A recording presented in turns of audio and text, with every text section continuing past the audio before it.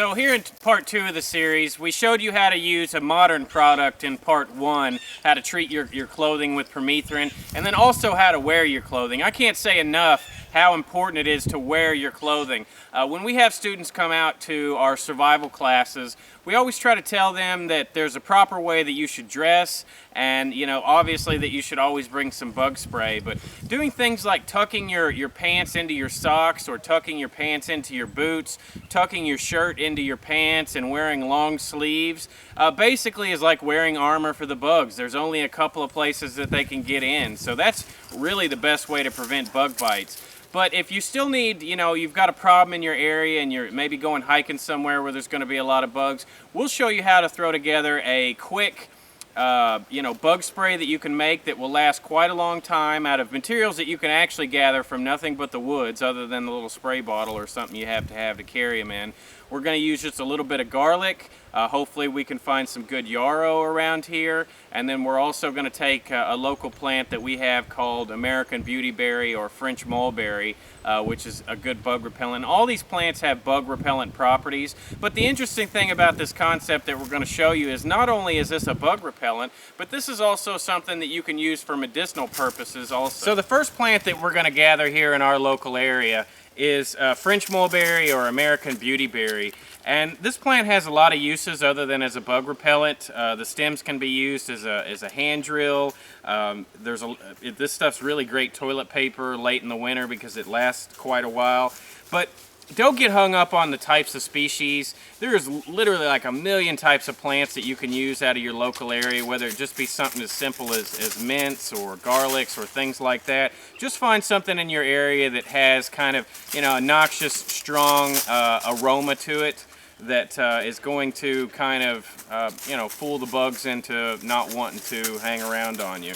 But what we're going to do is basically pick the fresh leaves off of this, and I'm going to chop these up later.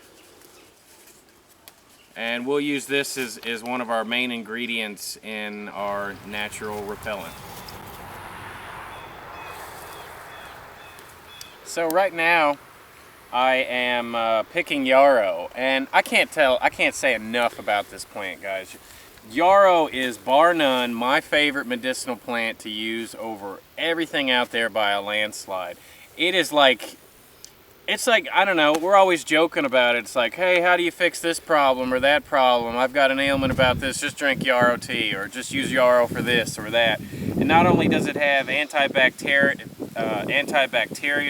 it's anti-inflammatory. It's got 12 different anti-inflammatory agents. It's an antibiotic. It's a good repellent. It's a coagulant hemostatic.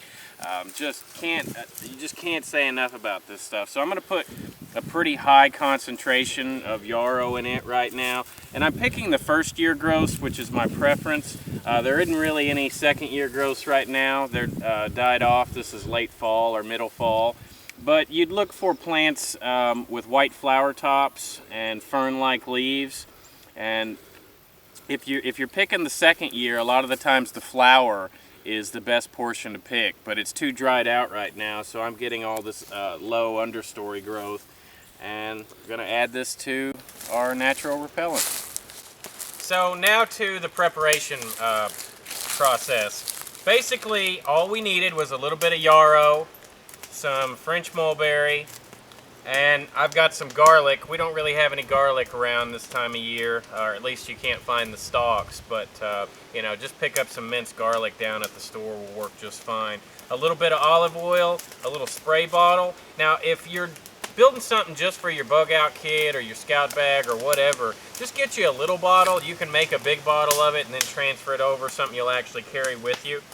And all you need is something to cook it in. Now, all these things can be replaced primitively. You can construct things to have at your camp so that you can, have bug repellent all the time. If we were in a survival situation, or it's really more of a long-term living situation, I would use rendered fat versus olive oil, or some kind of processed plant oil like walnut oil or something along those lines would work really well. So once you get all your materials together, then you're going to just start processing them. And all you really want to do is just chop this up as finely as you possibly can, because the more surface area the herbs that you expose to the oils when it's cooking, the more potent the batch will be, and the more essential and volatile oils will come out of the herbs. So you want to chop this up really good, and then we're going to set our olive oil in and start getting it warmed and start pulling out these essential oils that we need.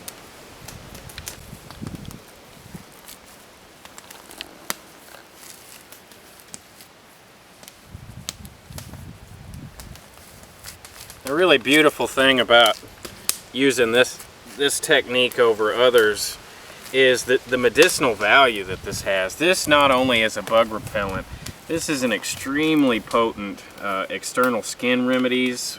You know, I mean, it's just a million things that you are going to be able to do with this solution that we're creating. And then you can add things like beeswax to it and actually create salves and whatever you need.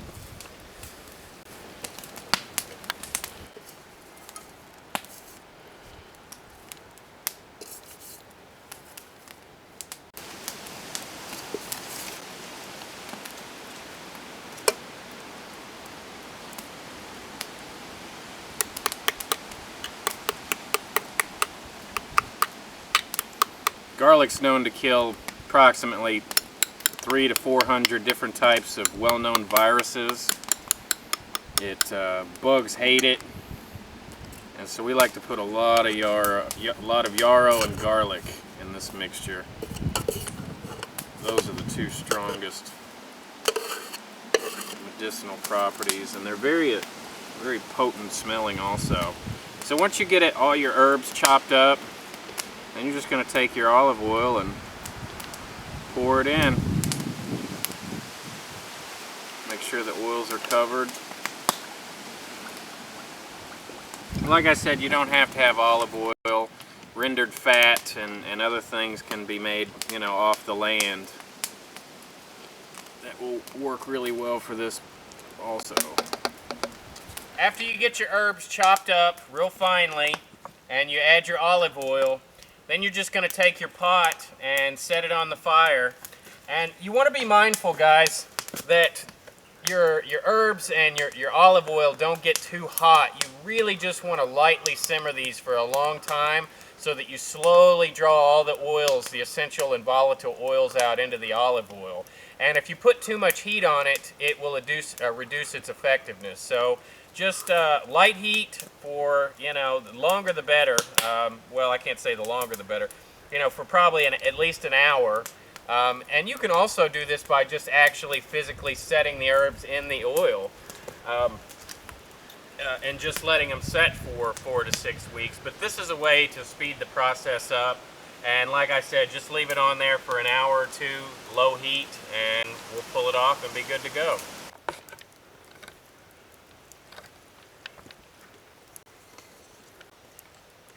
Oh yeah. Oh man, this stuff's gonna be badass.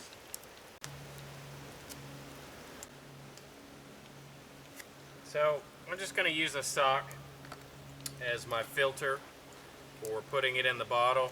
But let's say we're doing this completely primitive and we were using, let's say, leather containers or coal burn containers or whatever kind of containers you got. If you didn't have a filter like a sock, you could take something like some cedar bark and fluff it up just like you'd make a tinder bundle and use that. And you can even use those for coffee filters and all kinds of things. They're not quite as good as having, you know, modern implements, but you use what you got, guys. So I'm just going to take this, put the sock over it, and push it down in there a little bit. There's no science to this. It's going to be a little messy either way. So here is what it looks like once it's cooked down and all the juices are out of it. It's a real thick green type oil with a very strong aroma, and it actually smells good. You can kind of, with the garlic and stuff in it, almost smells like you can cook with it.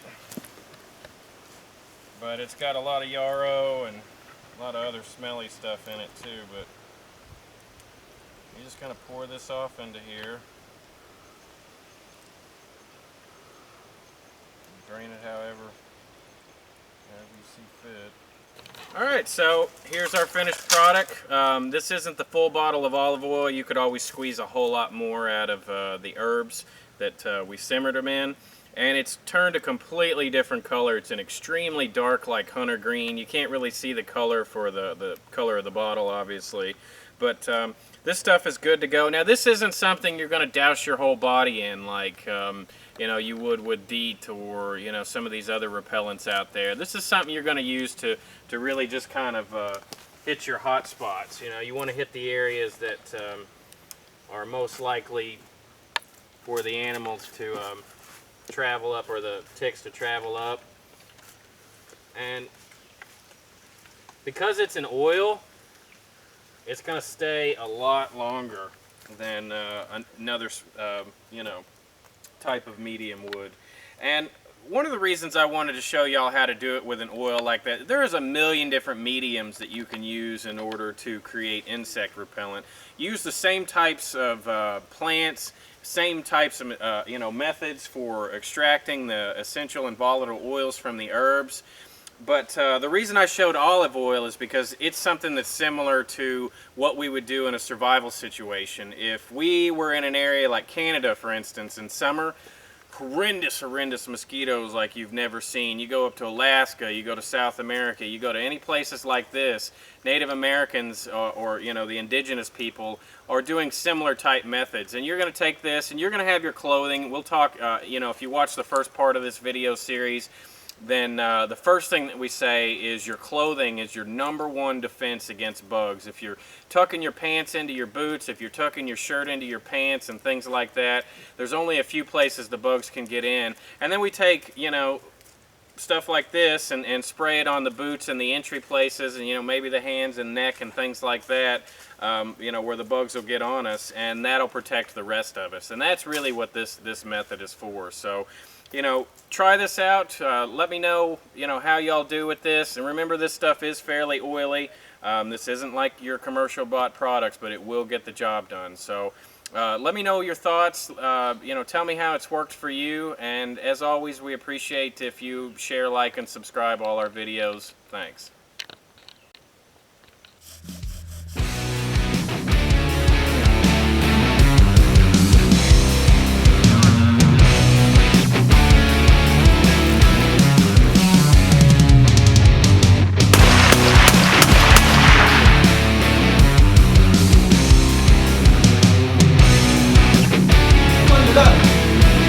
Lleva,